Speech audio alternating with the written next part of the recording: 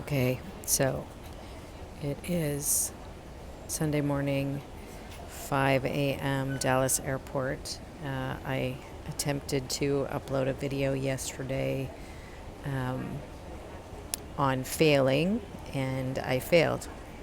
And so I failed because it included a clip from NBC and the Olympics, and apparently that's copyrighted and not okay, and YouTube will block it. So I'm going to re-record my portion of that video with a link to the video where you can go Google it and watch it yourself, because it really matters. It matters to what I was trying to say to you yesterday. But today I want to just say to you that I'm going to share something deeply personal with you.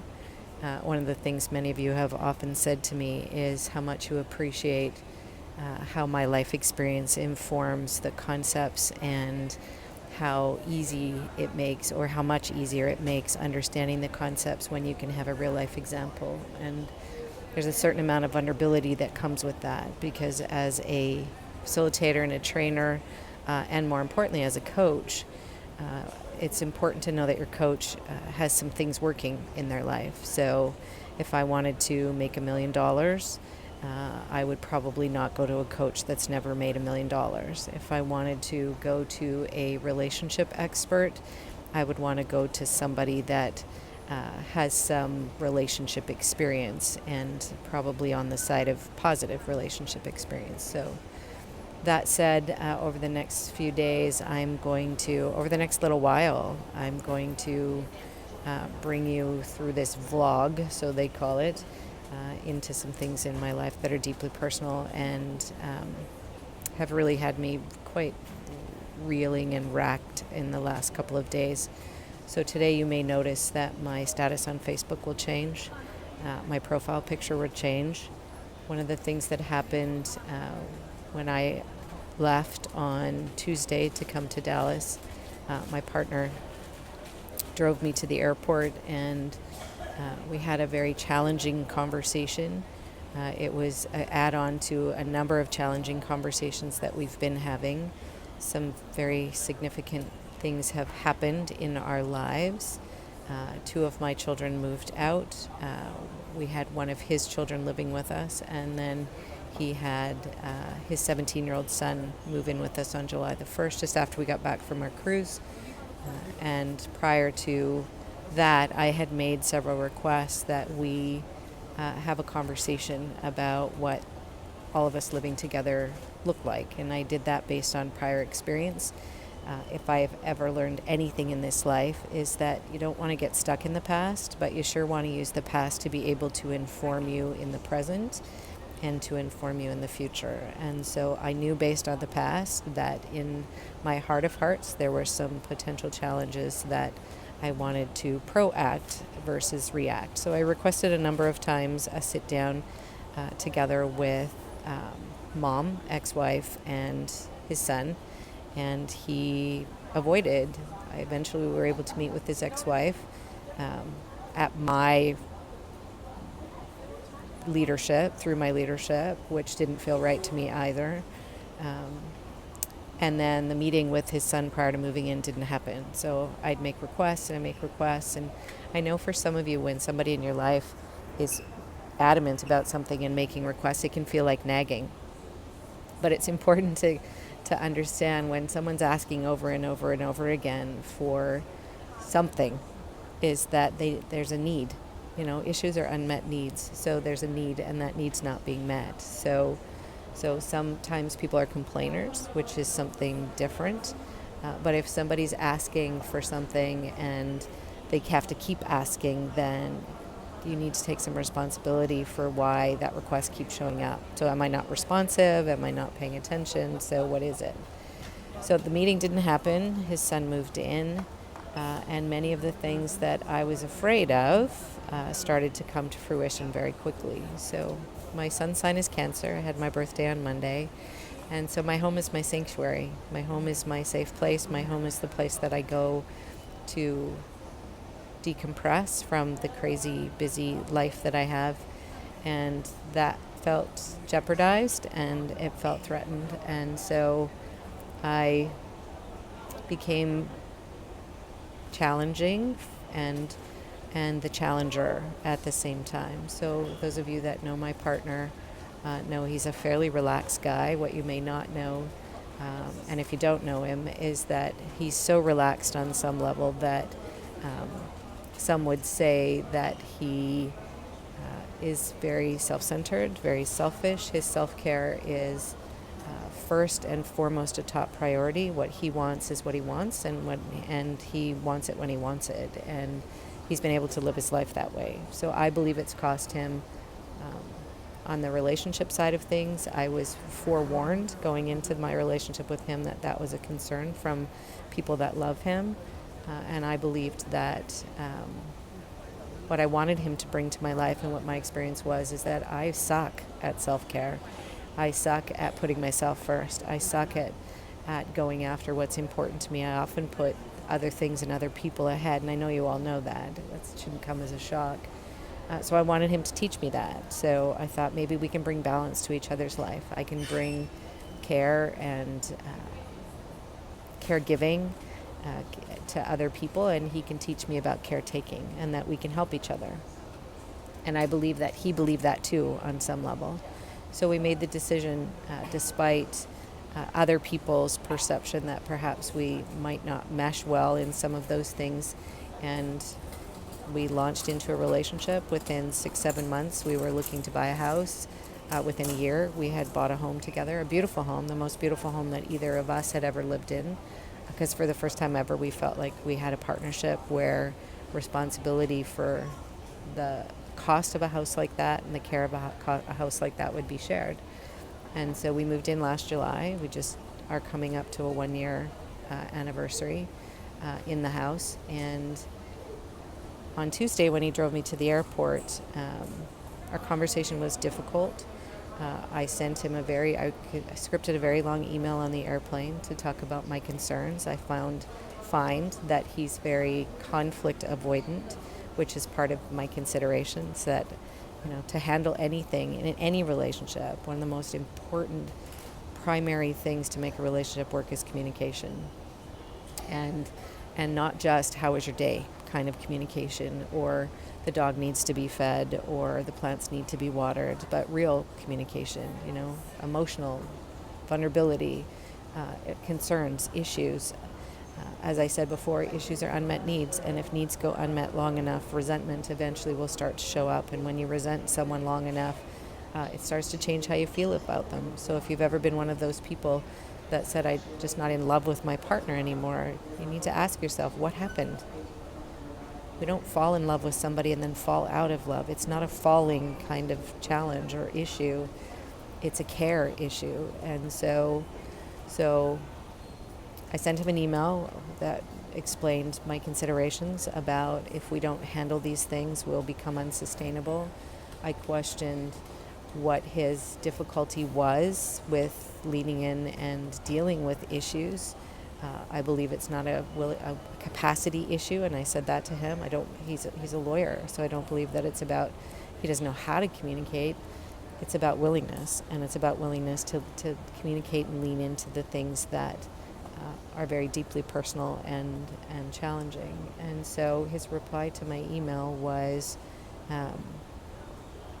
that he thought he used to be happy and that he was the happiest he's ever been. And those of you that follow us know that I've been the happiest I've ever been, and that he could no longer continue to try to keep pace with my busy, crazy life, I think are the words that he used.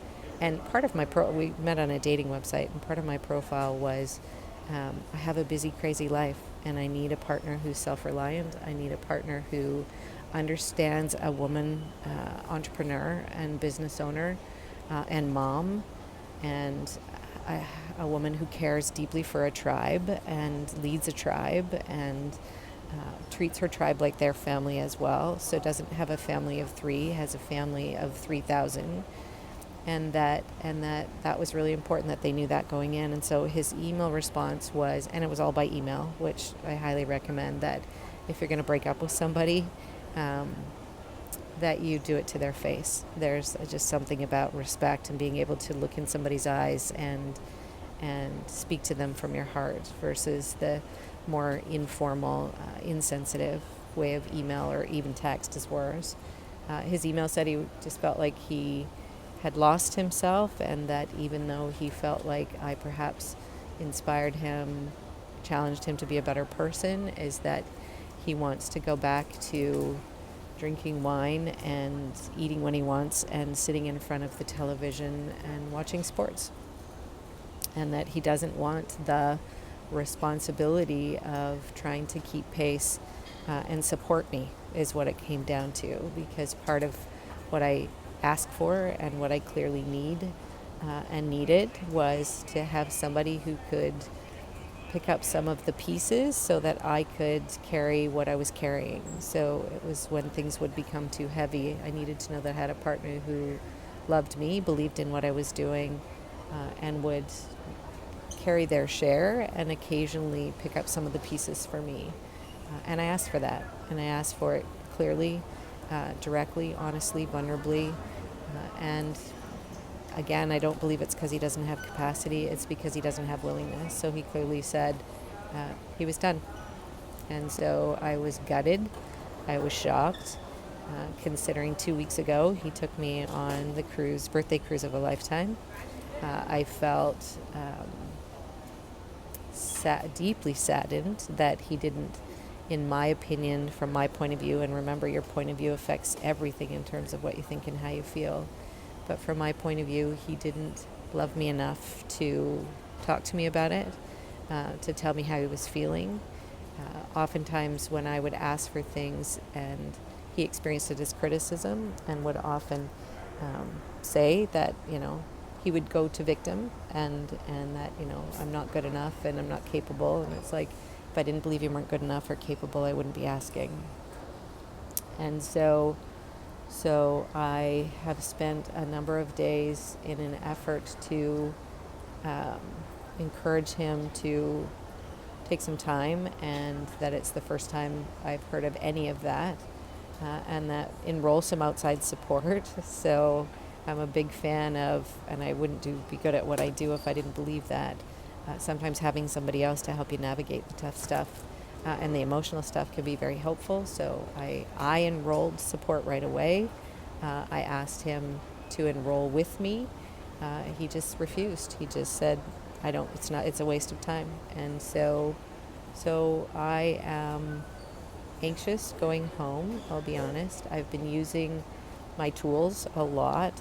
Spent an hour last night in Motel 6 near the airport alone and doing my healing work. So karmic releasing. So it's important, and it's something that if you're interested, I absolutely can show you how it works.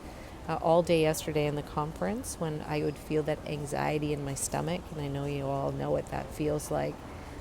It's the thing that makes us stop eating when we're stressed. It's the thing that makes us feel like we want to throw up when we're stressed, is I would just wash it off my body. So I literally would just rub my hands and I would throw it into the earth. I would just take all of that energy and throw it into the earth, and then I could feel my stomach start to relax. And so when I got up this morning, I could feel it starting again, because I'm going home.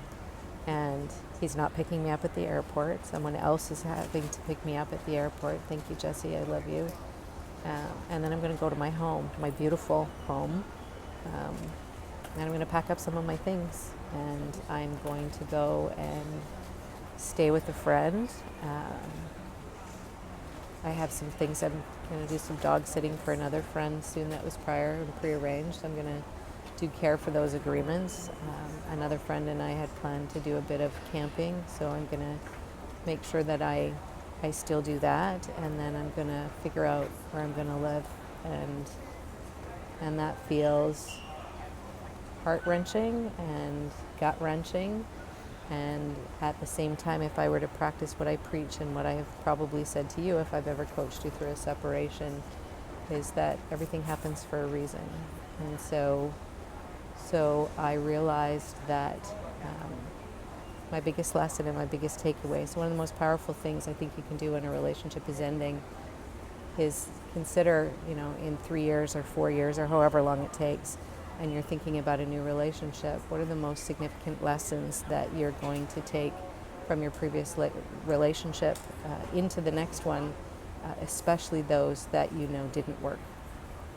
And so what I believe my lesson is, so I'm moving there as quick as I possibly can, is that what I was looking for is someone that could teach me how to play and have fun and relax. And I learned that. And what I also learned is that it's really important to have balance, and that anytime we hang out in the edges, so if you're a workaholic, if you are constantly on the go and you don't take time for yourself, you're shortening your life and you're shortening your joy. And so if you sit in relaxation and you avoid leaning into reality and leaning into the more dynamic and energetic parts of life, those that require your attention, your focus, and your energy, and you avoid those things, is that you also shorten your life and your joy, because those things don't go away. So there's physical parts of our life, there's emotional parts of our life, there's mental parts of our life, and there's spirit-based parts of our life. And if we're not attending to those parts, all of them, then we're out of balance. And so many people experience themselves as out of balance. So what is sitting and watching sports? Is it entertainment, or is it a way to check out? It could be both, and you are the only one that knows which one it's going to be in that moment. When you're busy working all of the time, is it because you're living your passion and because you're going after your sacred dream and working on leaving your legacy, or is it because you have a belief that your value and your worth is in what you are doing or what you have as a result of what you're doing? So they're big questions, they're big considerations. And so I know that for me, the next little while is going to be a journey of tenderness and self-care and leaning in to the people that support me while I make change, and figure out what those changes look like. So I am going to redo, probably in the next couple of days, a post about yesterday's post that I failed at, that was about failing. And I'm also going to continue to share with you what's going on in my life, in an effort to use my life experience as a way to perhaps support you. So if anything I've said today has spoken to you, I hope it makes a difference. And thank you for your attention. Thank you for your presence in my life. And I will see you when I'm back in Canada. Thank you.